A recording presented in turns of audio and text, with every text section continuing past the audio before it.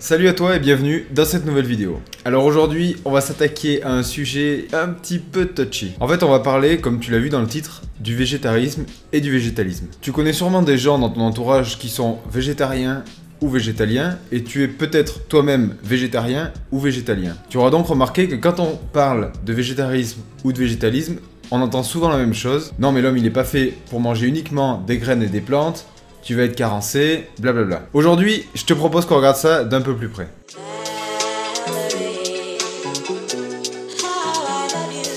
Alors pour que les choses soient claires, le but de cette vidéo ne sera pas de savoir si oui ou non l'alimentation végétarienne ou végétalienne est la plus adaptée pour la musculation. Le but ne sera pas non plus de savoir s'il est bon ou mauvais de manger de la viande. Aujourd'hui, je veux simplement qu'on comprenne ensemble si on peut être végétarien ou végétalien sans pour autant être carencé. Alors pour remettre les choses dans le contexte, le végétarisme, qu'est-ce que c'est? C'est simplement le fait de supprimer la viande et le poisson de son alimentation. Le végétalisme, quant à lui, va un petit peu plus loin, puisqu'en plus de la viande et du poisson, il supprimera également tout produit d'origine animale. Donc par exemple les œufs, tous les produits laitiers et même par exemple le miel. Je te propose qu'on commence par étudier le végétarisme et pour ça, je vais t'expliquer comment je m'y suis pris. J'ai tout simplement choisi donc les deux aliments qu'on supprimait de l'alimentation végétarienne et parmi ces deux aliments, donc le poisson et la viande, j'ai choisi ceux qu'on consommait généralement le plus souvent. Pour la viande,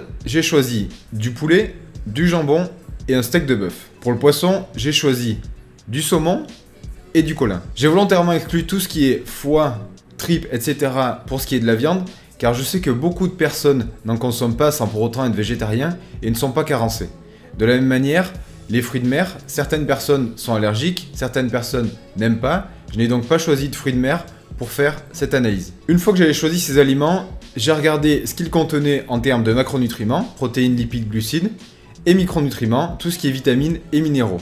J'ai volontairement éliminé toutes les vitamines et minéraux qui étaient présents à moins de 20% dans l'aliment, puisqu'il faudrait consommer des quantités astronomiques de cet aliment pour avoir son apport journalier recommandé. Ça a l'air assez compliqué comme ça, mais tu vas vite comprendre qu'en fait c'est assez simple. Alors pour ce qui est du poulet, on va retrouver principalement des protéines et du phosphore, mais également des vitamines du groupe B avec B3, B5 et B6. Pour ce qui est du jambon maintenant, on va retrouver des protéines également, du phosphore toujours, mais également du potassium, du zinc et d'autres vitamines. Encore une fois les vitamines du groupe B avec les vitamines B1, B3, B6, mais également B12. Pour le steak haché, au niveau des macronutriments, en plus des protéines, on va retrouver des lipides. Pour ce qui est des micronutriments, on retrouvera du zinc, du phosphore, du fer, du potassium et encore une fois des vitamines du groupe B avec de la vitamine B3, B6, B12. Maintenant on passe au poisson. Le colin, on retrouvera encore une fois des protéines. Au niveau des minéraux, on retrouvera de l'iode, du phosphore et du sélénium. Enfin pour les vitamines, on retrouvera une vitamine du groupe D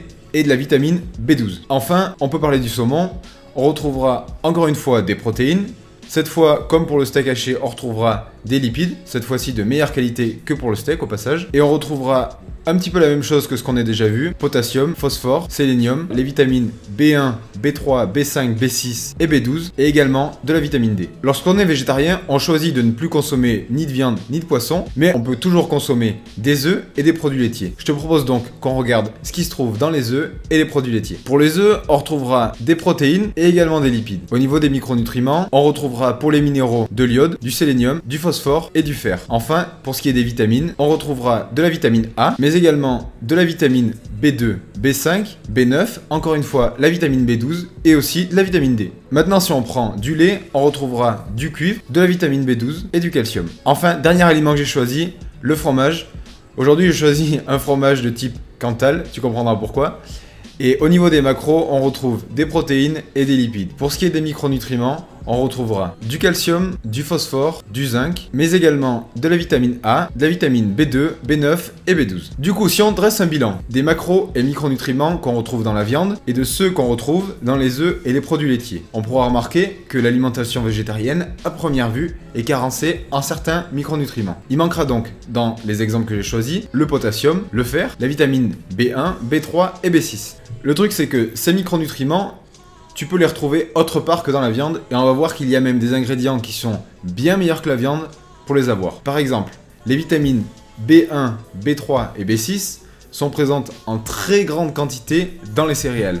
Ce seront donc une source de ces vitamines bien meilleure, bien plus intéressante que la viande. Pour ce qui est du fer, on en retrouvera dans le quinoa, dans les lentilles, on pourra retrouver dans le pain de mie complet, dans le cacao, et enfin pour le potassium, on en retrouvera encore une fois dans le quinoa, mais également dans les abricots secs, les amandes et les noisettes. Ce ne sont que des exemples, il y a d'autres aliments qui en contiennent. Comme tu peux le voir, tu peux être végétarien et avoir tous les micronutriments qui sont présents dans la viande ou le poisson que tu ne consommes plus. Donc le végétarisme, aucun problème, pas de carence. Maintenant, intéressons-nous au cas du végétalisme. Là, on va regarder ce qu'il y a donc dans les deux produits qui sont présents dans le végétarisme sans pour autant l'être dans le végétalisme. Les deux produits principaux sont les œufs et les produits laitiers. Comme on l'a vu précédemment, ces deux aliments sont assez riches en micronutriments. Il va donc falloir les trouver dans d'autres aliments. C'est ce qu'on va chercher maintenant. Pour ce qui est des protéines, aucun problème. On pourra retrouver dans tout ce qui est légumineuse, le quinoa, les pois chiches, aucun souci au niveau des protéines. Comme je l'ai dit au début de la vidéo, aujourd'hui on ne s'intéresse pas à la valeur biologique des protéines, ça pourrait être l'objet d'une vidéo dédiée pour comparer les protéines végétales et les protéines animales, mais en tous les cas, tu pourras très bien être en bonne santé en consommant uniquement des protéines végétales. Pour ce qui est des lipides, encore une fois, on peut les trouver dans les végétaux. Les amandes, les noisettes, tout ce qui est oléagineux et également toutes les huiles végétales. Au passage, les huiles végétales comme le colza sont une très bonne source d'oméga 3. Maintenant, regardons tous les micronutriments. En premier, le sélénium. Le sélénium, on peut retrouver dans les noix du Brésil, aucun problème. Pour ce qui est de l'iode, on en retrouve dans le riz et le muesli. Aucun souci. Le phosphore, on pourra le retrouver dans les purées d'oléagineux, comme le purée d'amande, purée de noix de cajou, encore une fois, aucun problème. De la même manière, on retrouvera le cuivre dans les purées de noix de cajou, le pain de mie aux céréales, aucun souci à ce niveau-là. Source de calcium maintenant, graines de sésame, très riche en calcium, purée d'amande, riche en calcium également, aucun problème. Le zinc, encore une fois, le sésame peut venir à la rescousse, mais on pourra le retrouver également dans le pain de seigle. Passons aux vitamines maintenant. Mis à part la vitamine B12 qu'on verra à la fin, toutes les vitamines du groupe B sont en général trouvables en grande quantité dans les céréales. Donc là en l'occurrence, vitamines B2, B5 et B9, on les trouve dans les céréales, aucun problème, pas de carence en prévision. La vitamine A pourra être retrouvée dans les carottes ou les patates douces, et d'ailleurs en bien plus grande quantité que dans les aliments qu'on a vus précédemment. Enfin, juste avant de parler de la vitamine B12, la vitamine D. Celle-ci, on pourra la synthétiser simplement en allant au soleil, mais on pourra également la retrouver dans certaines huiles, comme la fameuse huile Isio 4 que tu as peut-être déjà vue en supermarché. Maintenant, parlons de la vitamine B12. Là, ça va se compliquer un petit peu. Pour être honnête, j'ai fait des recherches, et mis à part les sources que j'ai citées précédemment, donc qui ne sont pas végétalienne, je n'ai pas réussi à trouver d'aliments assez riches en vitamine B12. Quelqu'un de végétarien pourra retrouver cette vitamine B12 dans les produits laitiers, les yaourts, les fromages ou les œufs, mais le végétalien qui ne veut pas consommer de produits d'origine animale ne pourra pas trouver la vitamine B12 en assez grande quantité dans l'alimentation pour couvrir tous ses besoins journaliers. Alors pour ceux qui veulent malgré tout adopter l'alimentation végétalienne, il existe bien sûr des compléments qui leur permettront d'éviter d'être carencé en cette vitamine B12. Voilà, maintenant tu sais tout sur le végétarisme et le végétalisme. Personnellement, je ne suis ni végétalien ni végétarien, mais je voulais t'expliquer qu'on peut être végétarien ou végétalien et pour autant rester en bonne santé. J'espère que cette vidéo t'a plu, j'espère qu'elle t'a appris des choses. Je t'invite à la partager avec ton entourage. Je t'invite également à laisser un pouce en l'air si cette vidéo t'a plu. En attendant la prochaine, je te laisse là et je te dis à très vite. Salut!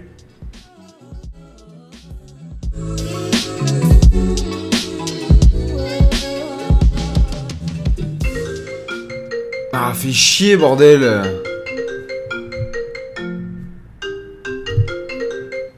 Allô? Merci beaucoup. À tout à l'heure, au revoir.